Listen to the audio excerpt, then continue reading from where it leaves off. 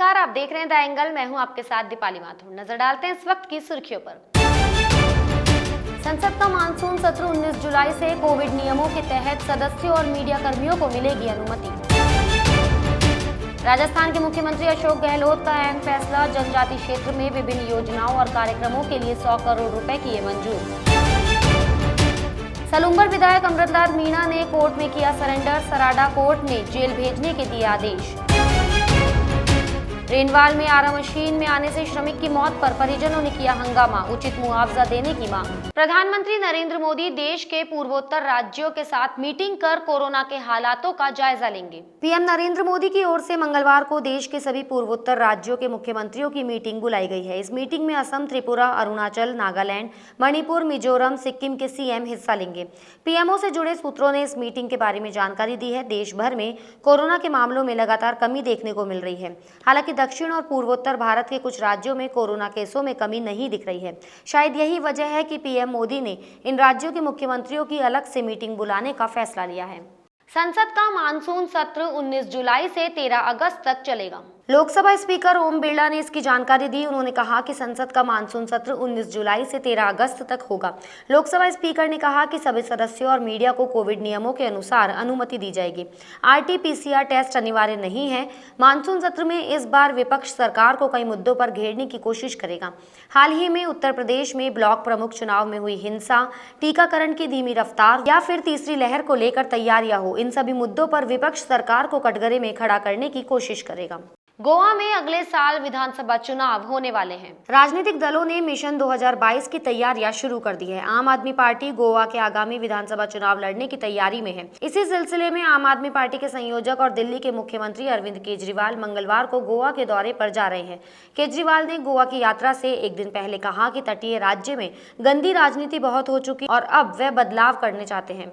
जम्मू कश्मीर की पूर्व मुख्यमंत्री और PDP की मुखिया महबूबा मुफ्ती ने एक बार फिर अनुच्छेद 370 और 35A की बहाली का राग अलापा है। उन्होंने कहा कि अनुच्छेद 370, 35A और डोमिसाइल कानून विदेशी मुल्कों के द्वारा नहीं दिए गए थे। इससे पहले कि राष्ट्र हमें ये देता, महाराजा हरि सिंह इसे जम्मू कश्मीर के लोगों की पहचान की रक्षा के लिए लाए थे। उन्होंने कहा कि हमारे पास ये कानून है जिन्हें बरकरार रखना है। महबूबा मुफ्ती ने कहा कि लेकिन इन कानूनों के निरस्त होने के बाद ऐसा लगता है कि इसके पीछे एकमात्र मकसद जम्मू कश्मीर को लूटना था। राजस्थान के मुख्यमंत्री अशोक गहलोत ने जनजातीय क्षेत्र के विकास के लिए अहम फैसला लिया है। मुख्यमंत्री ने जनजाति विकास के लिए 100 करोड़ रुपए की मंजूरी दी है। जनजाति जनभागीदारी योजना में 10 करोड़, मारवाड़ संभाग के जनजाति समुदाय के उन्नयन कार्यक्रम के लिए 15 करोड़ और आवासीय विद्यालयों की क्षमता विकसित करने के लिए 10 करोड़ का बजट स्वीकृत किया गया है। इसके साथ ही कुपोषण, TB, सीकल के रोगियों को चिकित्सा एवं स्वास्थ्य की सुविधा के लिए 5 करोड़ रुपए का बजट घोषित किया है। इसके साथ ही CM गहलोत ने सहायक सांख्यिकी अधिकारी के 218 एवं संगणक के 250 पदों पर सीधी भर्ती की स्वीकृति दी है।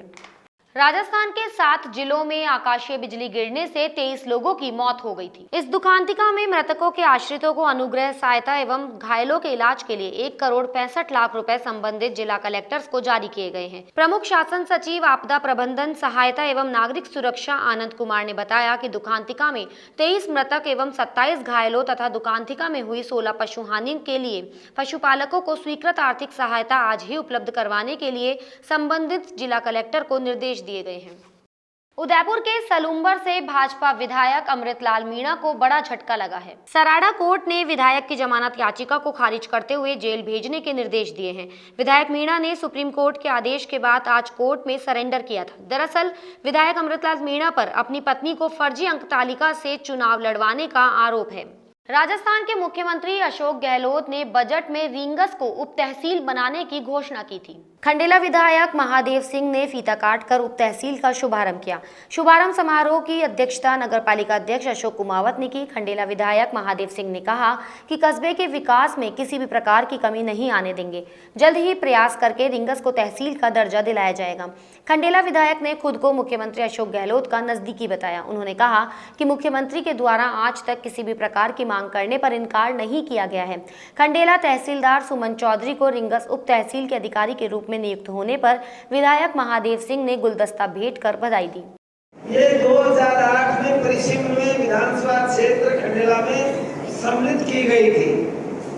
उसमें चुनाव लड़ने का मुझे मौका मिला था और मैं जब सबसे पहली बार रिंग्स में आया था तो मैंने एक ही बात की कि कोई आने वाले टाइम में सीकर से जयपुर के बीच में रिंग्स बहुत बड़ा हब बनेगा, सबसे बड़ा हब बनेगा। और इस कॉरिडोर के हिसाब से भी मैंने कहा था कि आपके दिल्ली और क्या बॉम्बे के बीच में इस कॉरिडोर के वजह से आने वाले टाइम में यहाँ बहुत बड़ा हब बनेगा। जयपुर के पास रेनवाल में आरा मशीन पर काम करने वाले श्रमिक की मशीन में आ जाने से मौत हो गई। श्रमिक की मौत के बाद उसके परिजनों ने शव लेने से इनकार कर दिया। पुलिस ने मृतक के शव को रेनवाल सीएचसी के मुर्दाघर में रखवा दिया था। मृतक राजू भार्गव के परिजन ने मृतक का शव लेने से इनकार कर दिया। परिजनों का कहना है कि राजू की मौत लापरवाही के कारण हुई है। मृतक राजू की मां पप्पू देवी ने प्रशासन से न्याय की गुहार लगाई है। परिजनों ने लापरवाही बरतने वालों पर कार्रवाई और उचित मुआवजा की मांग की है। उन्होंने कहा कि जब तक हमें न्याय नहीं मिलेगा तब तक हम राजू का शव नहीं लेंगे। कल शाम को रात को आरा मशीन के ऊपर काम करते हुए एक वर्कर आरा मशीन की ब्लेड टूट के और उसके चोट आ गई। चोट आने से वहीं खत्म हो गया, जिसको मोर्चरी रूम में लेके आए और अभी पोस्टमार्टम की कार्रवाई करा के मुकदमा दर्ज करके और अनुसंधान शुरू कर रहे हैं। हाँ, मेरा बेटा है। मेरी बुआ ही तो अस्पताल में ऐसे बोले दूसरा मरिया है और मेरी खून देखकर आपका घर पर चल गई, फिर बच्चा न ले, फिर मार पास। किसने बोला भाई दूसरा मरा है? ये अठेड़ा अस्पताल वाले? अस्पताल वाला नहीं, वो आरा वाला आदमी चाट है। इनकी पता दूसरा मरिया था, चक्कू सुराऊ का खून मेरा राजू का बहुत पड़िया चाट है। क्या नाम था अभी बेटा? राजू का। कैसे मर गया वो, कैसे मौत हो गई? मैंने बेरा को नहीं, मैंने तो 4 घंटा बाद में बेरा पड़ा था। मेरी बहू दार बने खीवेंगे अपना लगे राजू का। मैं तो मेरा फैसला चाहती हूँ, हक का फैसला दुआ दो। अरे 5 लाख 2 लाख देता है तो बिका बेटा ने मार दिया, 2 लाख मैं दूंगा सामान। आरा मशीनें चल रही है रेंडवाड़ किशनगढ़ में, उनकी जांच की जाए, किसके पास लाइसेंस है या अवैध चला रहा है। 2 नंबर का काम कर रहे हैं, आए दिन मजदूरों को मार रहे हैं, खून शोषण कर रहे हैं, उनका उचित पैसे नहीं दे रहे, उनकी मजदूरी नहीं दे रहे, मांग करने पे डरा धमका रहे हैं। हमारी प्रशासन से यही रिक्वेस्ट है कि उचित कार्रवाई करी जाए। और मेरे भाई की मृत्यु हुई थी आरा मशीन पे। और क्या नाम था? राजू भार्गव नाम।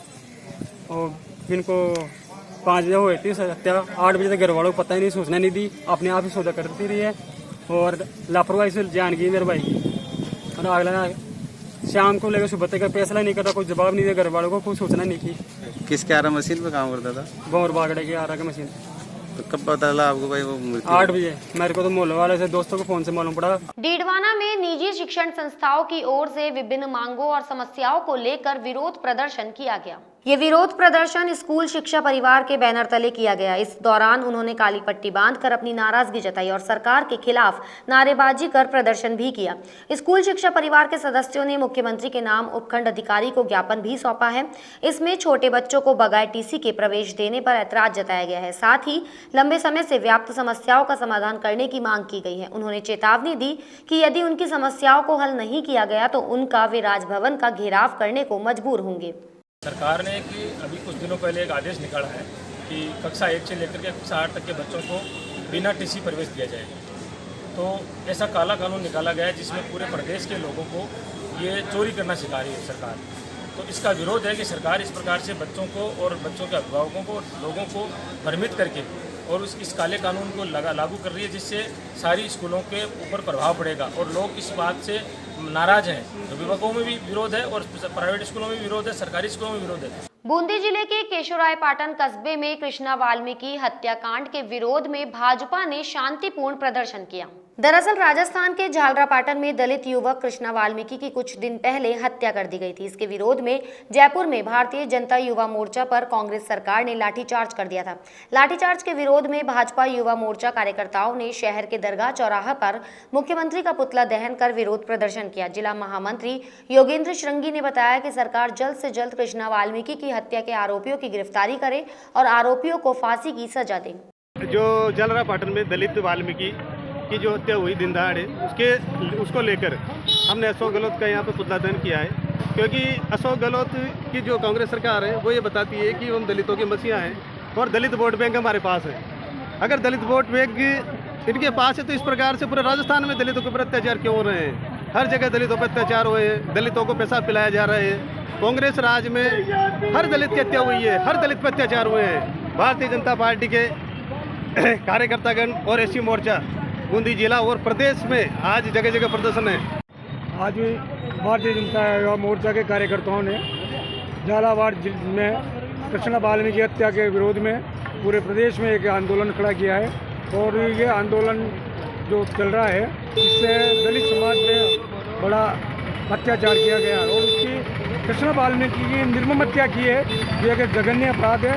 मैं मुख्यमंत्री गहलोत से मांग करता हूँ कि मुख्यमंत्री गहलोत उसको फांसी दिलाने में पूरी अहम भूमिका निभाएं।